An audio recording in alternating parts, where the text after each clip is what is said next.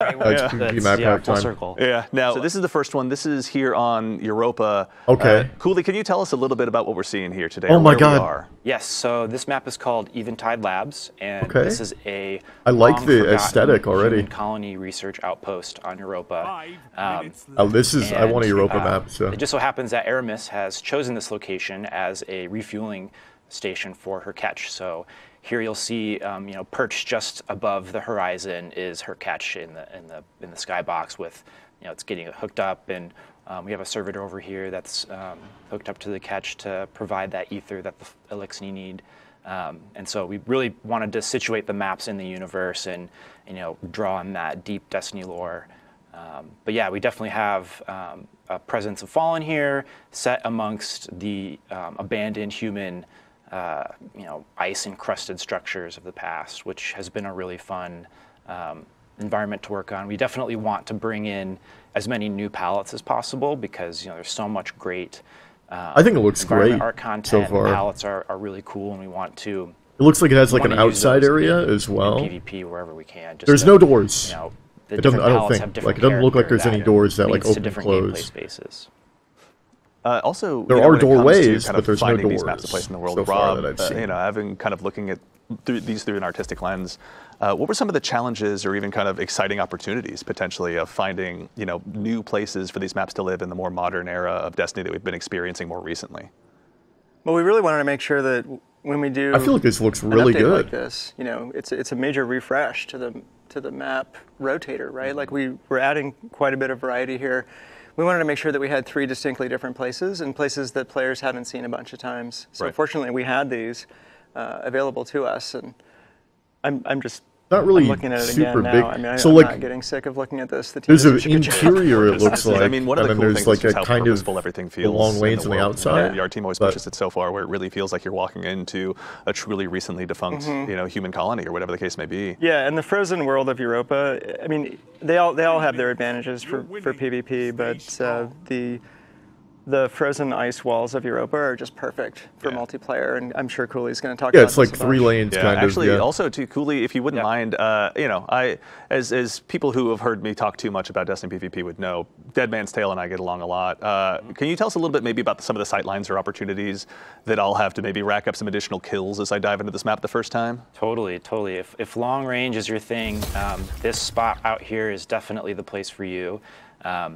There's one spawn that happens for one team over by C and then one over by A, and so in these competitive modes, if you've got an objective out here, this sightline is really important to lock down. So this is this is a spot where you're going to have 2 teams poking and peeking each other, and then, you know, rushing over here to try to get to this zone and lock it down. And if you're, you know, rolling with that long range kit, you can hang back and sort of lock down this. Yeah, this looks sick. So that I'm loving this so far. And maybe support your team from being. Thieves' Den was not like this. Thieves' Den, I did not like Thieves' Den at all. This map is like has really good sightlines, really good cover. Sightline in the middle, which will be pretty fun. It's definitely going to be a race to for each player or each team to kind of get to this spot and lock down this sort of portal here to ensure that you can push into this space and kind of control the middle. But as you can see, there's, you know, lots of ways for players to outside bit though, I like the outside bit. There's a lot of cover on the outside. Really not want to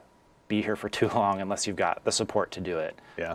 Make sure you throw those grenades right off. And the skybox is pretty good too. To try and conquer that territory as best you can. Yeah. One of the things I love about these ice caves is, you know, it provides a lot of opportunity for grenades, like trip mines, and to bounce things off of the back of the walls, and the shapes here are just really fun to play with. Awesome. All right, so this is 1 of 3 maps. Let's go ahead and prepare to go ahead and move on to the next one. You know, so there's a lot. I'd give that like an 8, decoration, and the spaces have a lot of character to them. There's a lot of recognizable things, you know, human scale things that, you know, look relatable. I think it's a good map. We don't always get that in all of our palettes, and so this is also an opportunity for us to have a really clean architectural map. I'm getting Halo Reach vibes from this. Already just seen that. That looks like Halo Reach. And you know, very flat floors. So just that first frame, big deal thing in Tier 1. Appreciate it. Players and the sort of the more PvP That's hot. diehards. That reminds me of like the one Halo map. To this map, and it's an instant hit. people are, just right away pleased with, how readable the map is. It's one of those maps that you play a couple times and you get it. Like, you understand that it's all about this center atrium room that is really open. Yeah, this is, oh my god, this is so good. Then, oh my god, this is so there's this good. area down here, which is where a lot of objectives spawn. And this is like, there's a cap. Is that a cap? Here. But then there's also this. I'm getting Halo Reach vibes from this. The heavy ammo spawns. It looks so players nice. Will oftentimes just pop up here to do a quick check and maybe like try to get a cheeky kill on somebody who's maybe running from cover to cover, but you can't hang out here for very long because you've got so many different angles at which you can this get is shot like, from. But that's kind of like that balance. It is. I'm pretty sure it looks like it's symmetrical. Yeah, but we want to make sure that it's not too powerful, or it's still it's a risk reward, right? You're making a trade-off. In terms of the aesthetic and like the vibes it gives me, this might be one of my favorite maps in the entire game. I'm not gonna lie. Be able to like use just it to their advantage. Yeah, it's actually, so also vibrant. To kind of focus on the like, readability. I remember overhearing some discussions. Yeah, it's with multi-floored. Yeah, talking about the clean zone in PvP. Looks like. Can you tell us a little bit about what that is and how it kind of helped inform the design of this map? Yeah, definitely. I think the clean zone is something that a lot of developers really use to sort of create this space for the player to pop, right? To like really stand out from the environment. And so for us, it's about where the player's head height is. And this map is, just one of the examples of how it can really provide for a good PvP experience to have this sort of mark on the wall where you can kind of expect players to reside in. Yeah. Till they jump around and strands suspend you in the air and you're just left there cursing the heavens for a little while. Yeah. Maybe I'm speaking on my own behalf. This is looking fantastic. Yeah, this is, I will say, one of the maps that having done like a little bit of playtesting myself. Inside I still looks have to like give you a credit COD for perhaps map. one of the most diabolical heavy weapon spawns, or heavy ammo spawns, rather, I should see, in any PvP map. Like the sheer amount of risk reward that goes into just making your way safely, or so you think, out to that particular territory. Right. As you guys were even building that balance in of these consumables on the map, Cooley, what was it like, sort of having that process evolve or grow? Yeah. Typically when we start laying out a map, we just kind of start with control because it's a good base point. It requires 3, very well-defined combat pockets that you can go down another level. But then from there we start mapping out the other objectives that might exist on the map. Top area at the top, I think he showed. I think we've and kind then of there's gravitated more toward having special ramp ammo that goes live down next to some of the other objectives on the map, so you're not constantly the lower having floor to is, make a choice of I mean, where should I go. Underneath, But that. I think I'm pretty sure that's out of those bounds. things out, and it's sort of a formula. There's definitely a sort of a order of operations. No, the lifts. So I don't think the lifts work. It doesn't look like they do. They're there. Strokes, you go to the next stage and start making sure that you've got space and combat pockets for maybe Dominion or some other game modes, and things just kind of fall into place from there. Excellent. All right, and we've also got one more map to check out as well. For all the fine folks at home, we're going to continue our guided tour, and we're going to make our way over to Essence, to one of the pyramid ships, to check out the final PvP map that'll be releasing in this pack. Absolutely, I think they look great. What do we think, Chad? Are we thinking a W on the PvP maps, or what? Out here. I'm feeling like that's W, Rob, like W City so far. As we load in. I'm feeling W's, yeah, definitely. It's hesitant a pretty W. Inherently Okay, buddy. noisy palette. So far, 2 of the 3 definitely dubs. There's some palettes in the game that are just very visually noisy. So the geometry is noisy. They create a lot of shadow and a lot of highlights just by the geometry itself. And then the textures, the shaders that are on the geometry, those can be noisy. Yeah. And then there's the clutter of the palette. So when you have an environment with a lot of entropy and there's just rubble everywhere, there's like garbage strewn around or plants hanging down, like we often do in Destiny, we have to declutter. Some of like the European dead zone maps, for example, are highly cluttered. And so this was an example of one of those fairly entropic, high clutter palettes that the team had to kind of wrangle into shape. Yeah. And I'm sure Cooley's going to talk about that process because it was quite a process. This is looking pretty interesting. Actually, Cooley, I'd love to continue and just start there. Taking this space on a pyramid ship and kind of making it suitable for a PvP map. What was that process like from your perspective, kind of from more of a design side? Yeah, it's again a process of back and forth. We start with mass out, and mass out is the simplest and cleanest a map will ever be, and you know, from there we start. The color, it looks like easy to see. Like it's a lot. It's very pleasant on the eyes. One of the things we like to ask ourselves is, what is this place? And even with a more abstract palette like the Essence ship, it's worth asking that question because we can leverage spatial archetypes that just kind of like naturally resonate with people. So like here we have, in this map, we have sort of these dueling huts, or these dueling ziggurats, and inside of them is this artifact or shrine. So maybe this is like maybe this part of the ship is a collection of mysterious artifacts that the Witness has collected.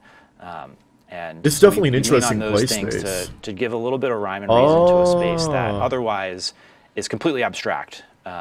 And that is also really useful for us in terms of we can make any kind of space we want. Like, we're not limited by architectural constraints. But you know, it can be tough sometimes to orient players in the map when you don't have things like doors or, you know, like TVs or I'm not typically a fan of pyramid maps. Human scale architectural pieces that kind of clue you in. So, yeah. It's also too is I remember we were talking a little bit before the show, Rob, even about, you know, what it was like from a design standpoint and bringing in external testers to try these maps out for the first time. Can you tell us a little bit about that experience and kind of, as you I think phrased it, discovering your own blind spots? Yeah, well, we've done this before for years, really, and we did it again here, and it was, I think, really successful because, you know, it was 2 days. They ran through these maps when they were still in development. They weren't too far enough along where we couldn't make some pivots that we needed to. Yeah. And they found a lot of stuff. I mean, for this map, for example, we thought it was in a pretty good place. Yeah. And a lot of things were called out. They didn't pull any punches. They were honest and clear and constructive with the feedback. And it wasn't super easy to hear it all, but you know, when the team listened to it and we took tons of notes, and it was also about, I mean, they gave feedback on our sandbox as well. Yeah. But lots and lots of map feedback. It was incredibly useful, and you know, just another lesson in what we don't see.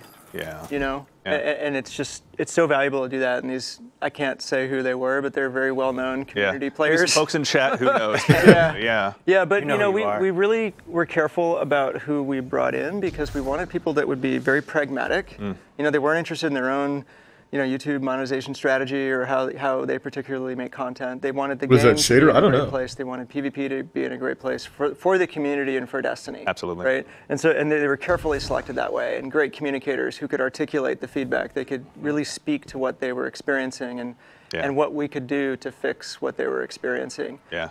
Cooley can probably say what he thinks about it too, but I was just blown away by how valuable that was, and we definitely want to keep doing that. Certainly, yeah. Cooley, can you tell us a little bit more about that experience on your side as well? Totally. I mean, it's so fun to, like, those are some of my favorite moments when we can get a bunch of you know, super fans from the community in and show them work in progress stuff, and they can actually give us real actionable feedback that we take back to our desks and talk about it, and we discuss how can we you know, sort of take. I think this map looks pretty good, actually. And, like I like this map as well. I haven't seen a map in a big way, right? Like we need their approval. Like, heavy looks moldy. I don't know about that heavy. That heavy's kind of interesting. That's our mark. That's our goal, is to you know, create content that they're going to love playing and that they're excited to play and that their communities are going to get excited to play and sort of learn together and build strategies for.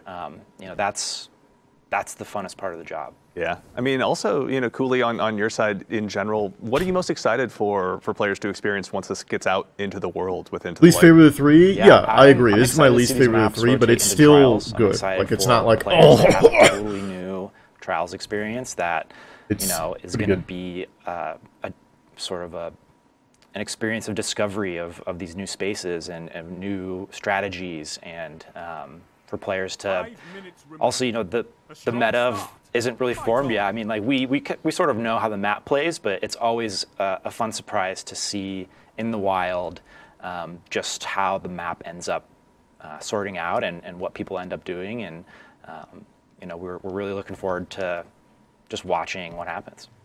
Yeah.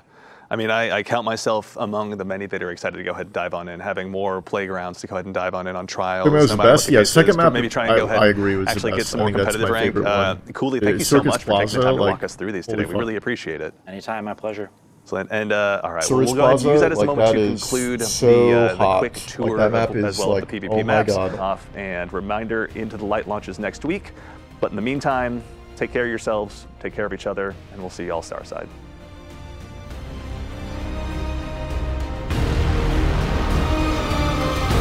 Okay.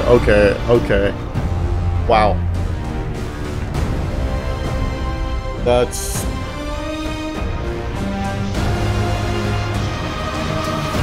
So what are we thinking, guys? What are we thinking? I feel like that was a huge, like, I'm excited for this, personally. Like, I was already excited, but I'm already, like, it's even more excited. I thought that was so good. I thought that looked amazing. Yeah, I mean, dude, the funny thing is they, like, when they talked to us, like, we did that community summit online where they talked to us, and they said that the goal for Into the Light is to be not as ambitious as the 30th anniversary, or not as much content, but to be like something. Thanks for watching. If you happen to like what you see, then please make sure to sub and click the bell for notifications on when new videos drop. If you're looking to get some live action Diffizzle gameplay, head on over to my Twitch, which I stream on pretty much daily. Also, if you want to say hi, I have a Twitter, and you can do that over there, or you can join my public Discord and say hi there. Love you guys. Until next time.